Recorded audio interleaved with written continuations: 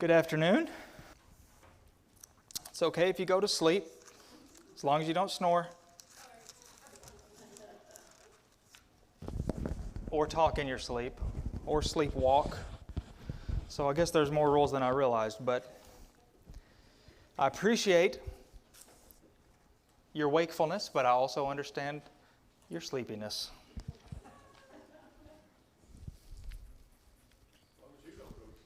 As long as I don't.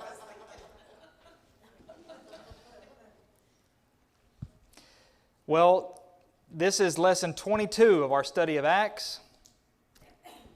It's our third lesson in Paul's second missionary journey. Last week we didn't quite get through chapter 17. We've been pretty good at sticking to the chapters, but last week, chapter 17, at least the second half of it, got away from us. So we're going to start in verse 22 of Acts 17, which is Paul's speech, the big time, what we characterized, or what has been characterized as one of the most famous speeches ever delivered in human history. Maybe with the exception of Jesus' teachings himself, this is one of the monumental speeches. And surely it's abbreviated. It's pretty lengthy as far as, I guess, recorded speeches go in the New Testament, but it is very likely abbreviated. But we pointed out last week how Paul was in Athens. We saw that he was in Athens. This is how far he's come. He started in Antioch. He's come all the way here. They went to Troas, where the Macedonian call occurred. Went across to Philippi in Macedonia. You can see here, this is Macedonia. Be the northern portion of, I'm pretty sure all of this is considered Greece, modern-day Greece. Some of it at least, the northern part. Macedonia, this is where Alexander the Great was from, and his father. Went down to Thessalonica, had to run down to Berea because of the Jews. Then the Jews from Thessalonica chased him out of Berea, and he came all the way to Athens and told Silas and Timothy, sent a message to them to come as quickly as possible. And then verse 16 picks up and says that while Paul was waiting for them, and this is going to come back up in a few verses or later this afternoon, but while Paul's waiting for Silas and Timothy, he's walking around the city and he sees all these idols, and it provokes something within him, and he starts to reason in the synagogue with the Jews and the devout persons in the market and in the marketplace with whoever was there. And the people, their ears were pricked because, if you remember, we pointed out how they loved to hear new things and sit around and debate each other and all this. So they said, this guy is saying some stuff that we're not used to hearing. We've never heard this. He seems to be preaching strange gods. So we're going to take him to the Areopagus, which we pointed out could be a location, but also could be the name of the court council that went by that name. And the text seems to indicate that is what we're talking about here, is a group of people, a group of men that he stood in the midst of them and delivered these new teachings, these things. So Paul, in verse 22, stands up in the midst of them, of the Areopagus, and gives this speech. And we probably wouldn't know it because we don't have their culture or share, unless you really know something about Athenian culture. But Paul opens this up in a very Athenian way, which was smart. Paul's smart. Paul knows when he said, you need to make sure that you're able to give a response or address or whatever to all peoples, any persons, anywhere. I think he had in mind all different types of people, and he knew how to address all different types of people. And so he was very, very careful. And he begins like this. Men of Athens, I perceive that in every way you are very religious. Now, Paul seems, I've never met the man, but from the impression I get, he seems to be one who doesn't usually tiptoe around things or give a little leeway or leniency as far as this. In other words, we might expect Paul to get up in front of these men and say, you all are worshiping ignorantly. These gods are stupid. They're nothing. They don't even exist. And they ought to all be burned to the ground and worship Jehovah. But he doesn't do that. He starts very diplomatically and says, I perceive you're very religious. You know, the saying, you catch more flies with honey. Although he's not manipulating or trying to be deceptive, he's just being very tactful. Yes. Joe doesn't like tact. No. She's... It's difficult. Remember when he said his spirit was provoked? Yeah, and that's sort of the difference between ancient idolatry and modern day atheism is that, you know, I'm sure there were people here and there back in millennia ago that might claim that there's no such thing as a God at all, but most didn't. There wasn't really such a thing as atheism as we know it today, because nobody would be dumb enough to say there's no God. I mean, there has to be a God. I mean, how could we be here if there's no God? Which is still true. Science does nothing to dampen or lessen that argument. I mean, if anything, science makes it even more obvious that there is a God. Science makes it even more obvious that in the beginning God created the heavens and the earth. But men just use it and twist it to say the opposite. Well, these men were smart. Like Joe said, they knew things. They didn't know as much as they thought they did, but they knew something. And Paul, you know, he's going to look and examine the situation and the people, his audience. He's going to pick out, he's going to find something that he can latch on to work with, something to run with. And he found it. I mean, he probably had to think, because again, remember, his spirit was provoked within him when he saw the idols. But he didn't go in there and start, kicking down the statues and this, he didn't go in there like Jesus in the temple and make a whip of cords and he didn't do that. Not that Jesus shouldn't have done it, but Paul understood in these circumstances that would not have been very smart. So he eases into it. He still gets the same point across, but he does it very wisely. And he finds that thing, all these idols, and even if it's just in his mind, he tweaks it just a little bit to turn it into a compliment. You're very religious. That was true, wasn't it? They weren't correct. They weren't right, but they were way more religious than Paul, right? Paul only had one God. Look at all their gods. So that's sort of the way he's using this. Again, not being manipulative, but Paul said himself, I've become all things to all men so that I may by all means save some. We see that he lived by that, and he proved that to be true before he ever wrote that. And by the way, he wrote that to the Corinthians where he's about to go next after he leaves Athens. But anyway, he says, as I passed along and observed the objects of your worship, I found also an altar with this inscription, to the unknown God. What therefore you worship as unknown, that's what I'm going to proclaim to you. And then he gets into the real meat of his speech. The God who made the world and everything in it, being Lord of heaven and earth, does not live in temples made by man, nor is he served by human hands as though he needed anything, since he himself gives to all mankind life and breath and everything. And he made from one all nations of the earth,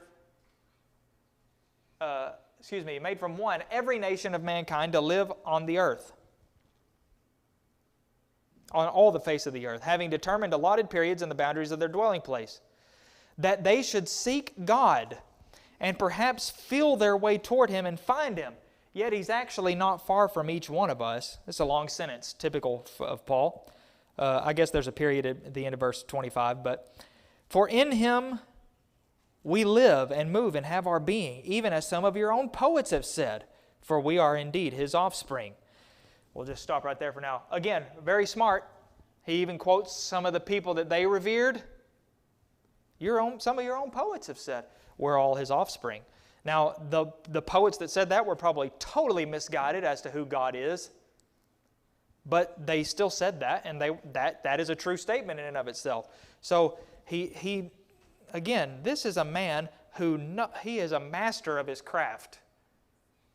He knows things that he needs to know that helped him to address any kind of people. Even those very different than he himself was. But notice also that everything he says here is the same thing as going in there and saying, this God's fake, this God's fake, this God's fake. He could have done that with all 10,000 of them or however many there were, one by one. Jupiter's fake. Mercury's fake. He's not real. Or Zeus and Hermes and Artemis, not real. One by one. Or he could have said, there is one God, and that God made the whole world and everything in it. And He doesn't live in temples made by man. And He's not served by human hands in the sense that He relies on man. He doesn't need us. He wants us, but He doesn't need us. Since He's the one who gives, He Himself gives to every single human being, and really every single living being, life and breath and everything. So those two verses alone say,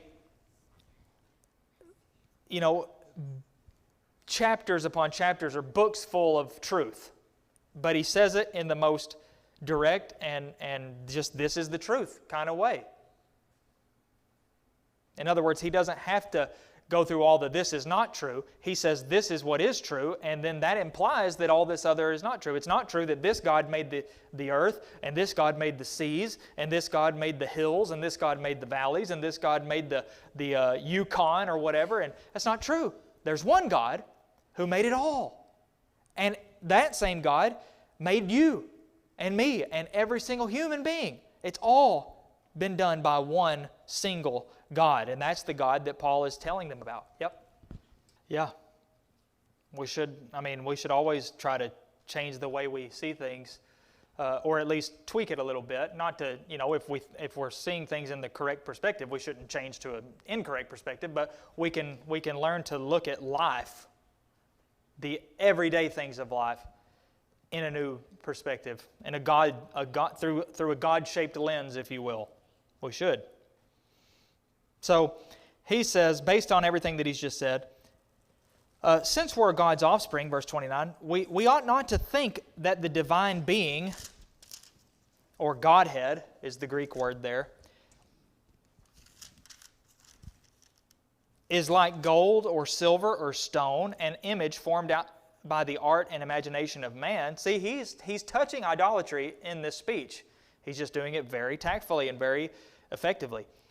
The times of ignorance God overlooked, but now He commands all people everywhere to repent, because He has fixed a day on which He will judge the world in righteousness by a man whom He has appointed. And of this He has given assurance to all by raising Him from the dead.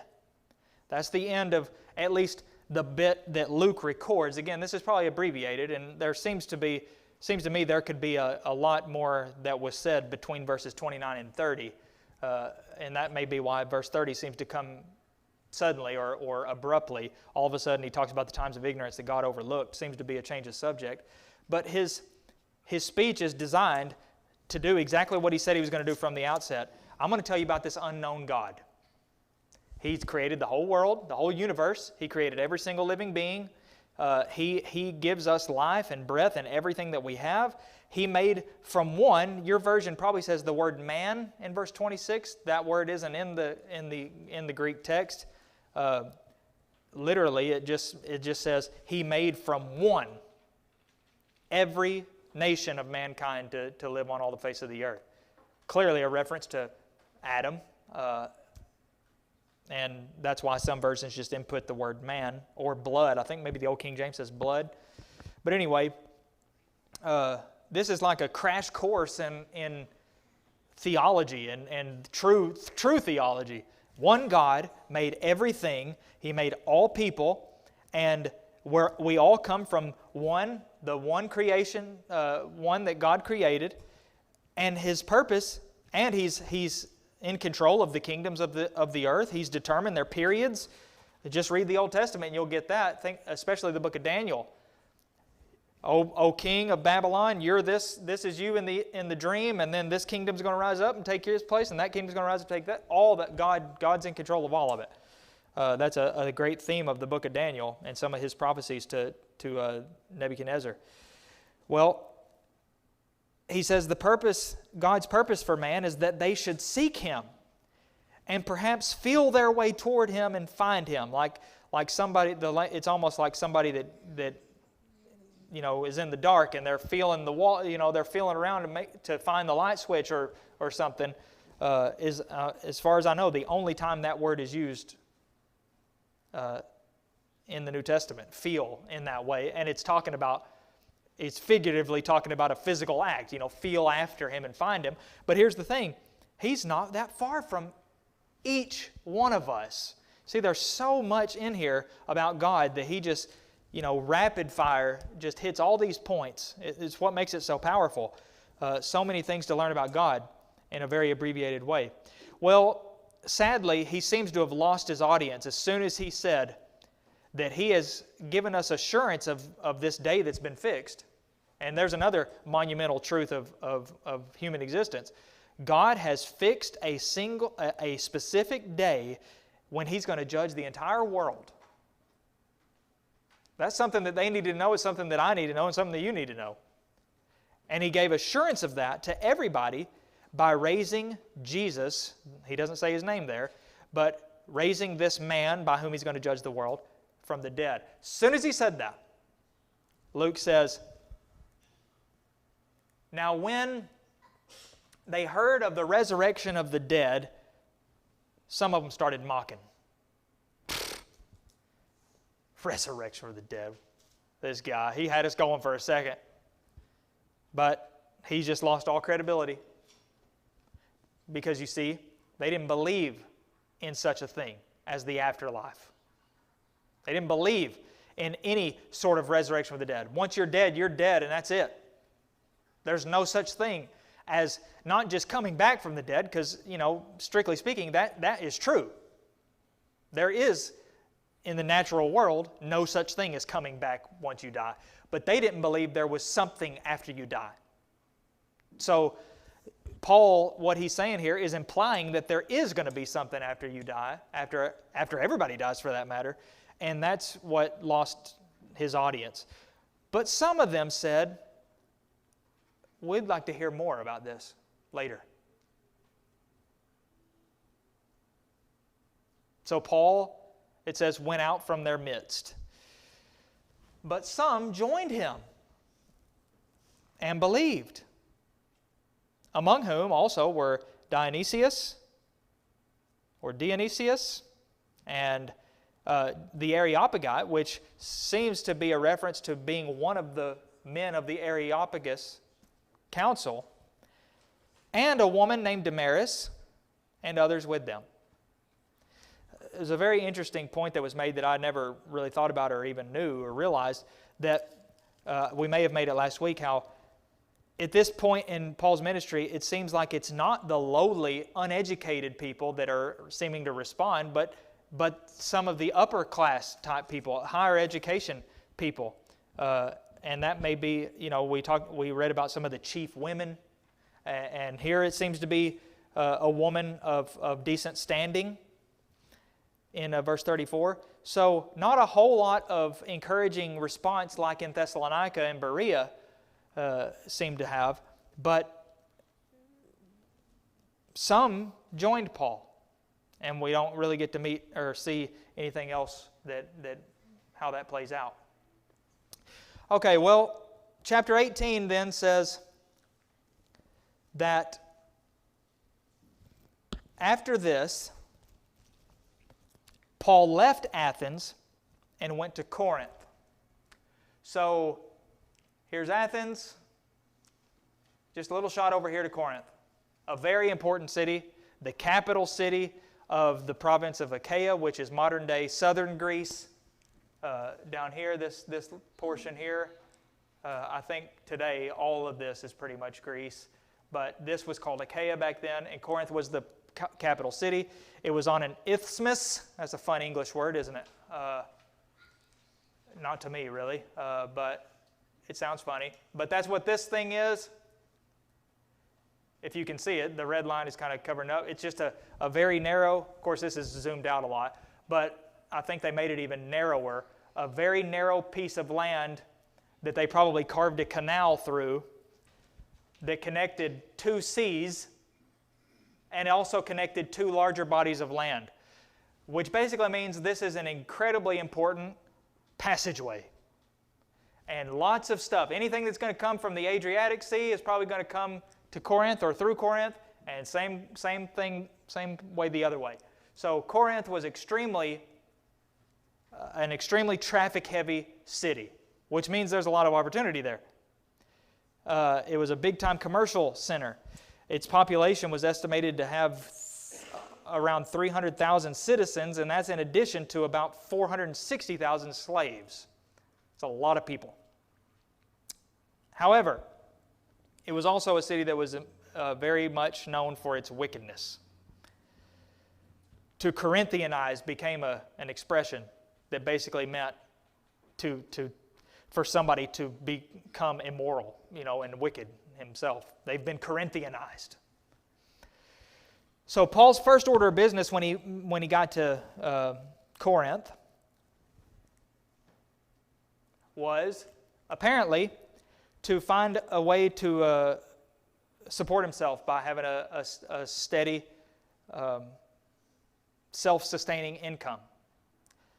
And we learn here, whether it was something added by an edit or a copyist that shouldn't be in the text or not, which some people claim, it still seems to be trustworthy, that he was a tent maker.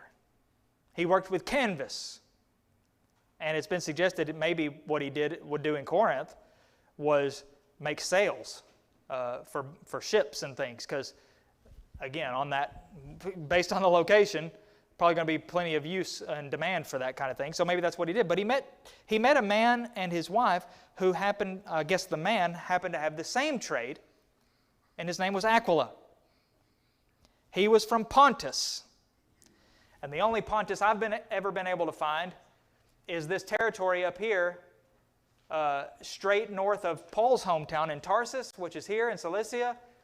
This little blip here is Pontus. So apparently, Aquila was from Pontus, but then we learn that he lived in Rome, and at the time that Paul met him in Acts 18, he had recently come from Italy, presumably Rome, because Claudius had commanded all the Jews to leave Rome. So here's Rome. So Aquila and his wife have to leave Rome and come, and they didn't have to go to Corinth, I guess, but that's where they wound up, and that's where Paul met them. Providence, who's to say, but, if Aquila and Priscilla hadn't come to Corinth, then Paul wouldn't have met them. At least he wouldn't have met them then.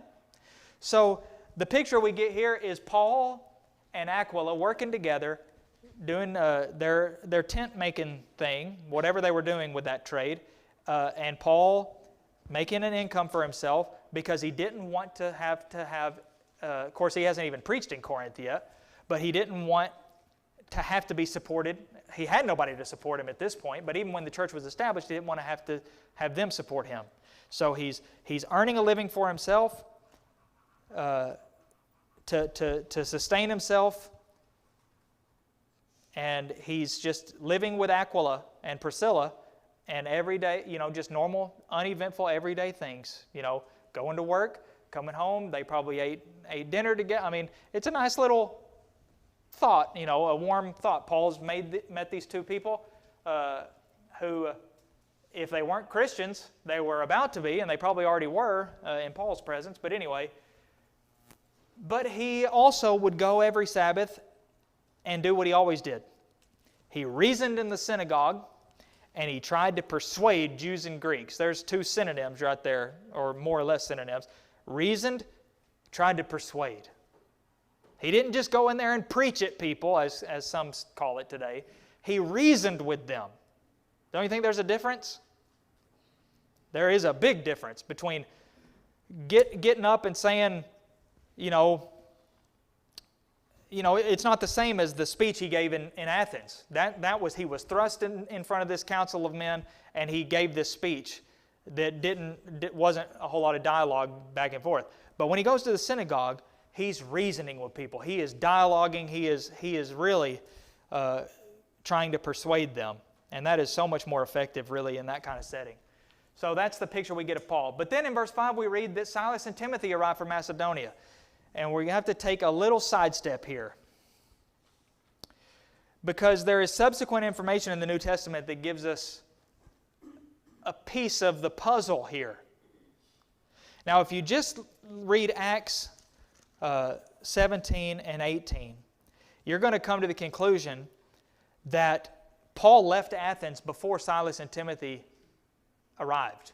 Remember in 17:15, verse 15, chapter 17, Paul sends a message to Silas and Timothy to come to him as soon as possible. And then, verse 16, while he was waiting for them, he started reasoning in the synagogue, and then he's dragged up to the Areopagus, and then he leaves the Areopagus, and then he leaves Athens. And then in verse 5 of chapter 18, Silas and Timothy arrive from Macedonia. However, what Paul says in 1 Thessalonians 3 gives us another idea. It really tells us something totally unmentioned in Acts 17. And that is that Silas and Timothy apparently did rejoin him in Athens. And it's been suggested that that's implied in the fact that Paul told them to come, because there will be no reason for him to tell them, for Luke to record them telling them to come if they didn't actually come. So 1 Thessalonians tells us, chapter 3 tells us that Paul, he wanted to go back to Thessalonica badly. Remember, he was not ready to leave. But the Jews stirred up that mob, and he had to leave. The brothers took him away. And then in Berea, they did the same thing. He had to go to Athens. Well, it seems that what we do know is that Silas and Timothy did come to Athens. And that Paul's hope seems to have been that they were all three going to go back to Thessalonica. Paul, here, look, he says, we were torn away from you for a short time, in person, not in heart. We endeavored the more eagerly and with great desire to see you face to face, because we wanted to come to you. I, Paul, again and again. He personally wanted to come, most of all. But he says Satan hindered us. So instead, he says in the next chapter 3, verses 1 and 2, therefore, when we could bear it no longer, we were willing to be left behind at Athens alone, and we sent Timothy to establish and exhort you in the faith, in your faith. So what that tells us is that Silas and Timothy did return to Paul in Athens, and then Paul had to resort to sending Timothy alone back to Thessalonica. And then apparently we know that Silas didn't go with Paul to Corinth, and we know that it seems that he didn't go with Timothy to Thessalonica, because he says we sent Timothy. But then it says in Acts 18:5 that they both arrived from Macedonia, which would include other cities in addition to Thessalonica. So it may be the picture that, all in all, Paul is in Athens, okay? Silas and Timothy are up here at Berea still. He says, come as quickly as possible. So they go down to Athens. So they're all three in Athens now. Paul sends Timothy to Thessalonica. And it's been suggested that he may have sent Silas to Berea at that same time. So Silas didn't go all the way up to Thessalonica, but he stopped short at Berea. And then in 18:5, Acts 18:5, or 1, Paul goes to Corinth from Athens. And then in verse 5, Silas and Timothy together return to Paul at Corinth. So they all are back together in Corinth in Acts 18:5. But based on the Thessalonians narrative, we get information that we have no suggestion at all in Luke's record in Acts, because it's not his purpose to give us every single detail of everything. But we learn subsequently, based on 1 Thessalonians 2 and 3, a little bit of extra information that fills in some gaps and some question marks. So Paul, Silas, and Timothy return to Paul in Athens, but it becomes clear to him, I'm not going to be able to go back. So I'm going to send Timothy back. And then he goes on to Corinth after he sends Timothy to Thessalonica. And then, eventually, Silas and Timothy leave Macedonia and come back and meet Paul again in Corinth. Because there's clearly a decent passage of time in the first few verses of chapter 18 with him working with Aquila. They're doing their tent making. And that also helps us to explain what verse 5 is actually telling us, is that by the time Silas and Timothy arrived in Corinth, it says he was constrained. Some versions say, I believe, he was constrained by the word or occupied with the word. And what that seems to mean is that he wasn't doing his tent making anymore. He was all focused on preaching the word again. He was holding himself to the word. So he had done that to sustain himself for some time, but at the time that they arrived back, he's all preaching again. He's spending all of his time teaching and preaching the gospel. So he threw himself into that task again, in that role of teaching the Jews about Jesus and how he was the Messiah. Well, it didn't take long before the Jews started stirring things up again. It says they opposed and reviled him. So he did what Jesus had told the apostles to do when he sent them out. Shake it off, physically, actually. It was meant to be a symbolic gesture, but he said to actually do it. And he did the same thing he did in chapter 13. He just said it in a little bit different way. Your blood be on your own heads. I'm innocent. From now on, I will go to the Gentiles. You know why Paul could say that? Because he tried. God doesn't expect you to convert every single person you meet, but He does expect you to try. Paul tried. He can't make people obey. Most of us can't even make ourselves obey. So how in the world are we going to make other people obey? Well, he tried. So he said, okay, fine, I'm going to the Gentiles. I can, how Pilate washed his hands of Jesus. Of course, he was still guilty of Jesus' blood in the part he played.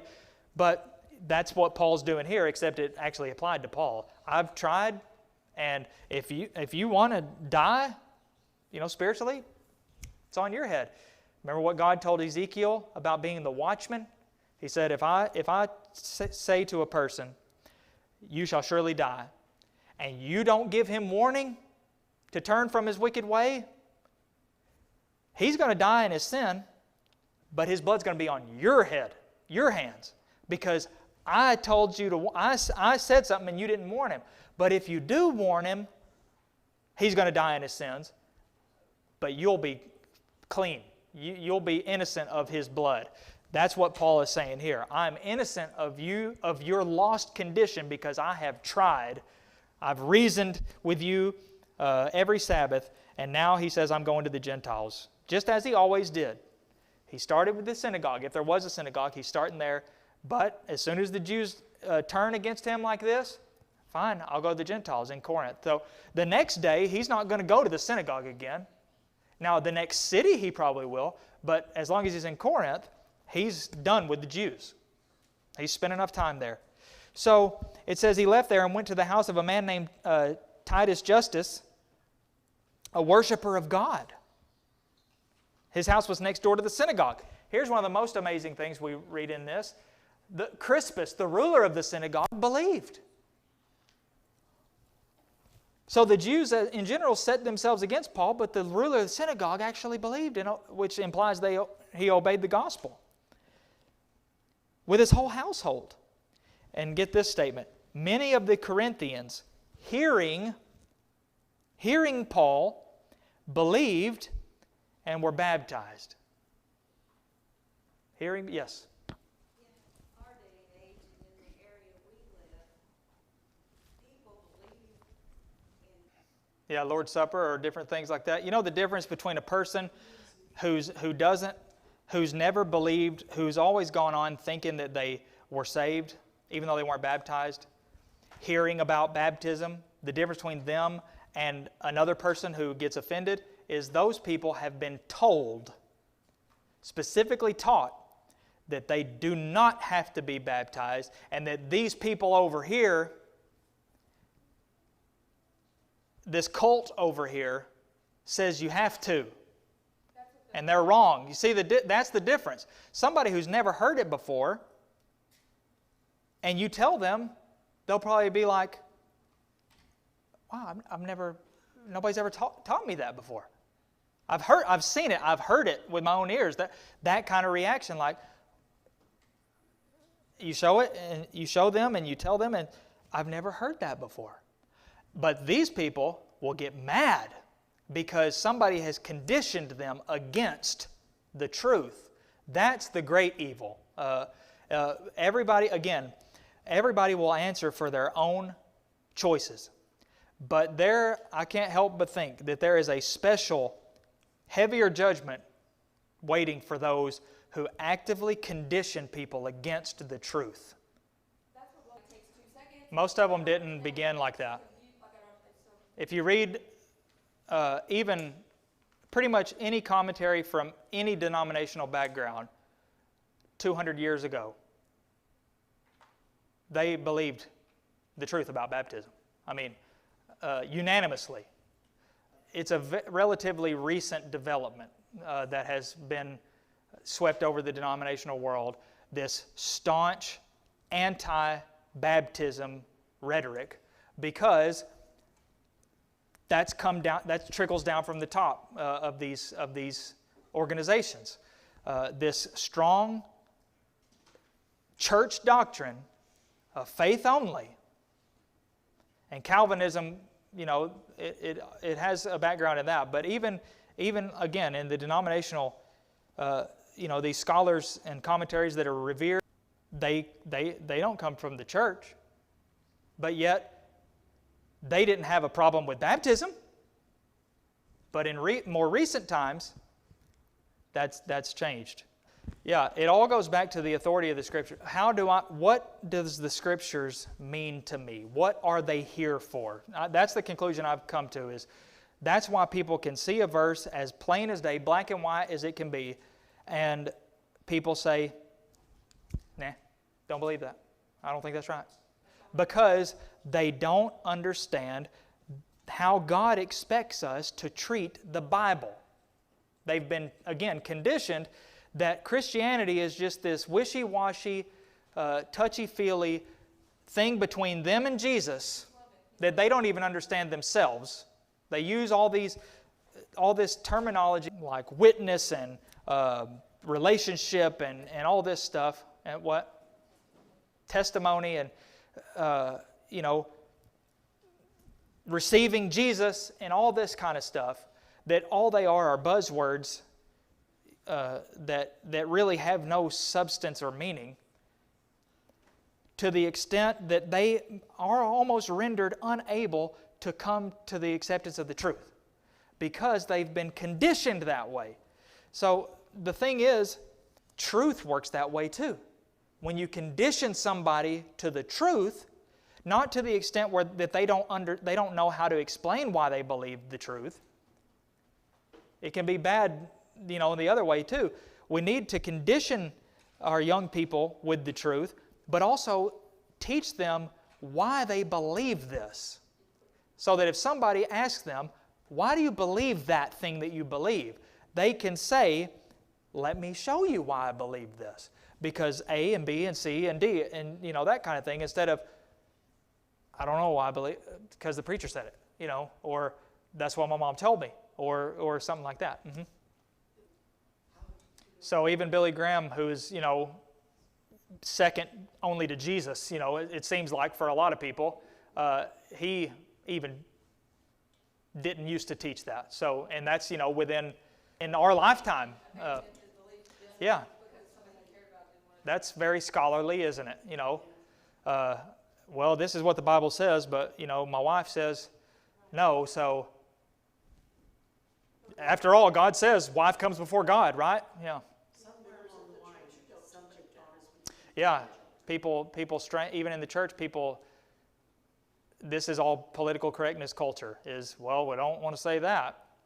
This is the danger of that whole philosophy is, yeah, if I care more about the money on any of the numbers on this board, I'm already in danger, because the way to make these numbers smaller in a lot of cases is saying the wrong thing, which sometimes is the truth. So, well, if the preacher preaches on this, I'm going to make these people over here mad, and they might leave, and they give a lot of money. Well, if I say to preach on this subject, I'll make these people over here mad. If I preach on this one, them people back there, and then you just keep doing that, and then all of a sudden, what in the world are you teaching except Jesus died for our sins? Because that's the only thing that's not going to make anybody mad that's sitting in your pews anyway, anybody that comes regularly. That's the danger of caring more about that than the truth. And Paul is a very good example, especially, as he's going to all these different cultures. The number one thing is the truth, which includes Jesus dying for your sins. That's the whole point. It's not about neglecting that fundamental gospel truth. It's about that, but not, as Jesus himself said, these you ought to have done without neglecting the others. It's about all of it. Mm-hmm. One of the things that you hear in all of these words is the... Siri's never said that to me, but she's never told me.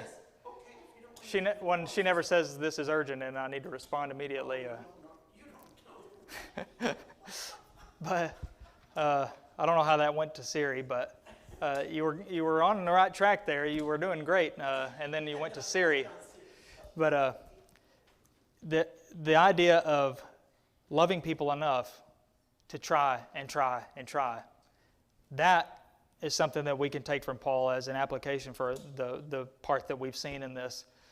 We didn't get all the way through his second mission, but Paul was able to say, I've done everything I can. He loved his brethren, his Jewish brethren. We talk about how we don't read hardly anything about Paul's family. The Jews were like his family. I mean, he viewed them, maybe it's just a general Jewish thing, but that's how you can tell he viewed them like that. I cannot give up on them because I love them that much, and I want them to have this truth. I want them to be right with God. Well, what about us, the people in our lives? Can we look in each individual case and say, I have done everything I can to help this person obey the gospel. I can't make them, but I need to be able to be honest with myself and be able to say, have I done all that I can? Because until I've done all that I can, I don't need to stop. But once I have, then I can be at peace with myself. And we get the impression Paul would not have been able to be at peace with himself if he, look at the Thessalonians again. He had to leave prematurely. He ate him up. He couldn't stand it. And that's why he said, when we couldn't bear it any longer, I had to be content with sending Timothy up there, even though I wanted to go. And that really bothered him because he cared about them, these new brothers.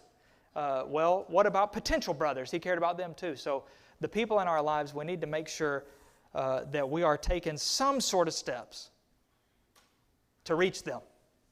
And with one person, it may be 0 to 60 instantly. And all of a sudden you're talking about Jesus in the Bible. And another person, it may be just one little chip away. You're just every day little chipped away, and with a kind word or a gesture, or it's just you have to weigh each individual circumstance in its own light. So that is part of the gospel call. Yep. I feel guilty. Yeah. Sometimes that's the decision that has to be made. I have to do what I can. Yeah.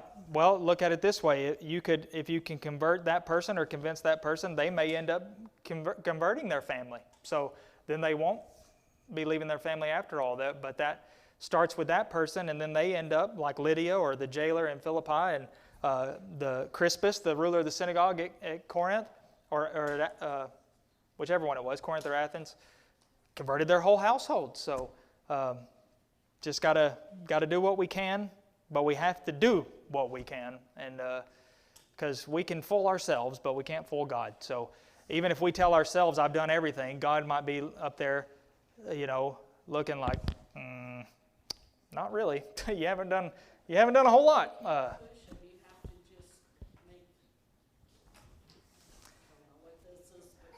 I think I know what this is. sprinkle it. Yeah, sprinkle a little, I don't know, fairy dust, I feel better now. Bible dust. Sometimes that's what you can do. All you can do for that moment, and the next day, you keep doing that.